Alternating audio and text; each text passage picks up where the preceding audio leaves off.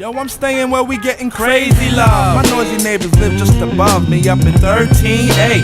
It's Jama A Day. The super say he gon' Okay, so that's one of my favorite clips from Shawshank Redemption, but really in any movie ever, is this scene where Andy Dufresne is he's sitting there with that smile on his face, and Red says watching us drink his beer, and this idea that he did this to feel normal for just a little bit.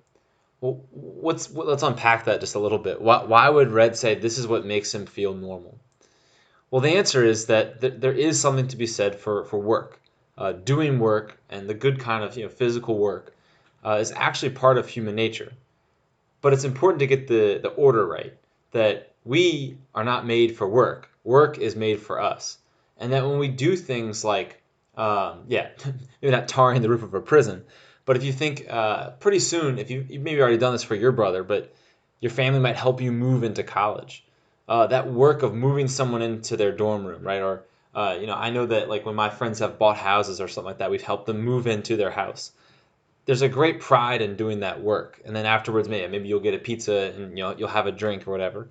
But there's something about doing that work that actually you feel this sense of purpose, right? Well, it's because you're tapping into your human nature, right? That you are a co-creator in this world with God. God is the main creator, but he allows you to co-create. When you have that orientation of work and you have that understanding of freedom, you can see how this is a freeing moment. It's hard to sell you on something like this right now, but there's really not a better sense of freedom than when you do take care of your house, right? Like you mow the lawn, you do some project, you fix something, and then you sit down and relax. There's this great moment of freedom in that. Not so much if you just do the relaxing. It's not the work that makes the relaxing worth the while, but it's them in unison that you're reaching into something in your human nature there. This will make a little bit more sense in the next one. And I can't remember if we already watched this clip or not. I have a feeling we did, but another way to understand this is through art, is through beauty.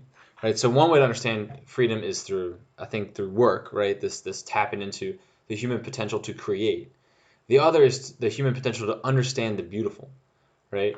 And so in this scene, Andy Dufresne's been writing letters upon letters to the congressman and trying to get a library started for the prisoners. And he finally gets some books sent in, some records, and rather than giving them over to the warden or distributing them and starting the library, they've worked so hard to get started, he locks all the doors and he plays this record. And then he puts it over the loudspeaker for everyone to hear. And again, it's Red narrating what we are meant to kind of experience in this scene. Now, I got to admit, I'm not particularly a fan of this song, but this scene, I feel something every time that I watch this particular scene.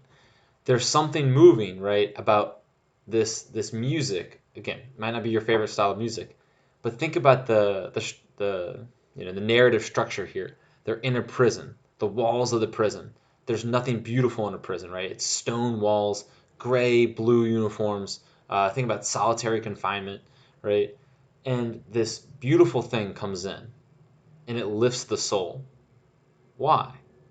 Why is it that human beings are moved by art? Why are we moved by beauty? Now, go ahead and watch this clip, and then we'll come back. But I want you to think about that while you're watching it. What is it about art that moves the human soul, and then why? And then obviously, how does that relate to freedom? Okay, so go ahead, watch this clip, and then we'll come back in the third part.